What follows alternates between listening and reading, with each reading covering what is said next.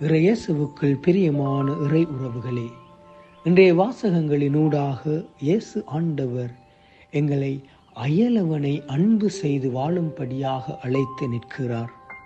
எங்களுடைய குடும்பங்களிலும் சரி, எங்களுடைய சமுதாயத்திலும் சரி, நாங்கள் வேலை செய்கிற இடங்களிலும் சரி, நாங்கள் அயலவன் இல்லாமல் வாழ்ந்துவிட முடியாது. ஏனென்று சொன்னால், மனிதர்களாகிய நாங்கள் அனைவரும் சமூக விலங்குகளாக காணப்படுகிறோம், சோஷியல் பீயிங்ஸாக காணப்படுகிறோம்.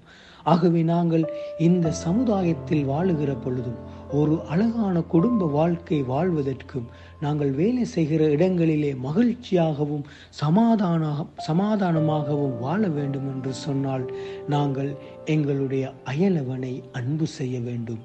அன்பு செய்வது என்பது வெறுமனே அவர்களை ஏற்றுக்கொள்வது மாத்திரம் கிடையாது. மாறாக அன்பு செய்வது என்பது அவர்களுக்கு தேவையானவற்றை கொடுப்பதுதான். ஆகவே நாங்கள் அயலவனை ஏற்றுக்கொண்டு அவனை அன்பு செய்கிற பொழுது ஆண்டவர் நிச்சயமாக எங்களுடைய வாழ்க்கையையும் எங்களுடைய தனிப்பட்ட வாழ்க்கையையும் ஆசீர்வதிப்பார்.